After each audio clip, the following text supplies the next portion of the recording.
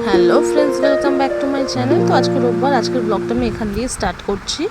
তো আমি এখন ডিম সেদ্ধ বসিয়ে দেবো, তার জন্য গামলাটা নিয়ে গামলাটার মধ্যে ডিমগুলো ধোবো, তাই জল নিয়ে নিচ্ছি। কারণ জানোই তো ডিমের মধ্যে অনেক সময় নোংরা থাকে, সুতরাং ডিম ধুয়ে বসানোটাই ভালো। তো তাই জন্য আমি ডিমগুলো এবার ধুয়ে নেব, ধুয়ে নিয়ে তারপর সেদ্ধ বসাবো। আজকে আমার রান্না বসাতে অনেকটাই লেট হয়ে গেছে, কারণ সকালের দিকে একটু মেয়েকে খাওয়ালাম, তারপর মেয়ের খাওয়া হলো, ঘর ঠর পরিষ্কার করে একেবারে স্নান করে ফ্রেশ হয়ে রান্নার দিকে এসছি। তো আমি কিছুটা রান্না করতে করতে চলে যাবো মেয়েকে খাওয়াতে, কারণ মেয়ের আবার খাওয়ার টাইম হয়ে যাবে। তো বাদ বাকি রান্না শাশুড়ি মাই করবেন। তো আমি এখন ডিমগুলো ধুয়ে নিয়ে তারপর তোমাদের দেখাচ্ছি। তো ওদিকে বাটিতেও জল দিয়ে ডিমগুলো সিদ্ধ বসিয়ে দেবো। তো গ্যাসটা ধরাবো, আর এদিকে ভাতটাও বসিয়ে দিয়েছি। তো ভাতটা বসিয়ে দিয়েছি বেশ কিছুক্ষণ আগেই। তো চাল এখন ফুটছে, জাস্ট চাল দিয়ে বসিয়ে তোমাদের ডিম সেদ্ধটা দেখালাম।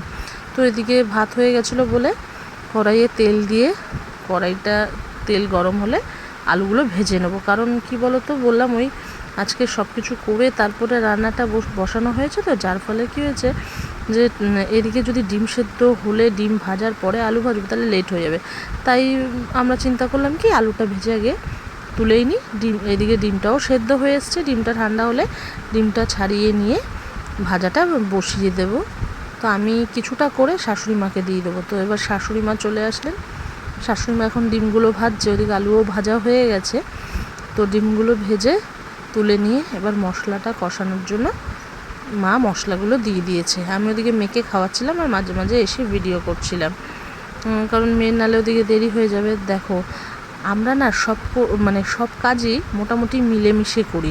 কখনো শাশুড়ি টাইম পেলে শাশুড়ি, কখনো আমি টাইম পেলে আমি, কখনো মাসি শাশুড়ি টাইম পেলে মাসি শাশুড়ি। আজকে রান্নাটা মোটামুটি আমরা তিনজন মিলেই করেছি, কম বেশি করে মিলেমিশে, কারণ যে যখন ফ্রি ছিল সে তখন করেছে। তো এদিকে মোটামুটি দেখো কথা বলতে বলতে মশলাটাও কষে এসছে। তো জলটা দিয়ে দেব। আর আমার ভিডিও কিন্তু তোমাদের ভালো লাগলে বন্ধুরা অবশ্যই সাবস্ক্রাইব করতে ভুলো না, সঙ্গে লাইক কমেন্ট আর শেয়ারটাও কিন্তু করে দিও। প্লিজ প্লিজ প্লিজ, তোমরা পাশে না থাকলে কিন্তু আমার জার্নিটা কখনোই স্মুথ হবে না। তো দেখো আমি এখানটা ডিমও দিয়ে দিয়েছি ঝোলের মধ্যে। ডিমটা একটু ফুটলে ভালো করে আর দেখে নেবে আলুটাও সিদ্ধ হয়েছে কিনা। তো আলু আমাদের সিদ্ধ হয়ে গেছিলো।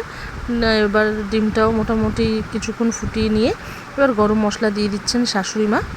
তো গরম মশলা দিয়ে আবার একটুখানি নাড়িয়ে নেবে, যাতে গরম মশলাটা পুরো তরকারির মধ্যে মেশে। তো ডিমের তরকারি তো এখানেই শেষ হয়ে গেল।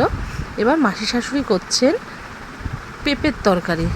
বিশ্বাস করো বন্ধুরা, আমার মাসি শাশুড়ি যে পেঁপের তরকারিটা করেছেন, আমি হয়তো পুরো ভিডিওটা করতে পারিনি, কিন্তু যতটা করেছি মানে দেখলে তোমরা বুঝতে পারবে। এই বড়াটা কিন্তু বাড়িতে নিজের হাতেই করছে, বড়া বা বড়ি যেটাই বলো তোমরা। তো এটা করে ভাজাটা তুলে নিয়ে তারপরে পেঁপেটা বসাবে। পেঁপেটা না একদম গ্রেট করে নিয়ে তরকারিটা করেছে। তোমরা যদি কেউ পেঁপে না খেয়ে থাকো, বাড়িতে এরমভাবে পেঁপের তরকারি ট্রাই করো, দেখবে যে কেউ খেয়ে নেবে। ইভেন যদি তাকে তুমি নাও বলে এটা কিসের তরকারি, সে বুঝতেও পারবে না সে এটা পেঁপের তরকারি খাচ্ছে। মানে এত টেস্টি হয় না। আমি কিন্তু পেঁপে খাই না এমনি তরকারি করলে, কিন্তু আমি এরকমভাবে তরকারি করলে আমি আমার হাজব্যান্ড সব চেটে পুটে খাই, জানো তো। সেদিনকে যেন বেশি ভাত খাওয়া হয়ে যায়।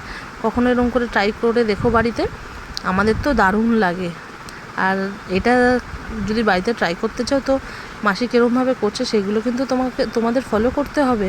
তার জন্য পুরো ভিডিওটা দেখতে হবে, না দেখলে কিন্তু বুঝতে পারবে না রান্নাটা কিভাবে হয়েছে। তো দেখো আমি বেশি বকবক করব না, তোমরা দেখে নাও কোনটার পর কি দিচ্ছে। এই যে আলু দিয়ে দিল, এখন নুন দিয়ে দিচ্ছে মাসি, আর এরপরে দিয়ে দেবে হলুদ। তো হলুদ দিয়ে তারপরে আলুটাকে ভালোভাবে নাড়িয়ে একটু ভাজার জন্য রাখবে। আলুটা মোটামুটি ফ্রাই হয়ে আসলে তারপরে কিন্তু গ্রেট করে রাখা যে পেঁপেটা, সেই পেঁপেটা মাসি অ্যাড করে দেবে। তো আমি এরপরে খুব একটা ভিডিও করতে পারিনি। অ্যাড করে দেওয়ার পরে যেরকম হয় ঢাকনি দিয়ে দেবে, সেদ্ধ হলে নামিয়ে নেবে। চলো টাটা।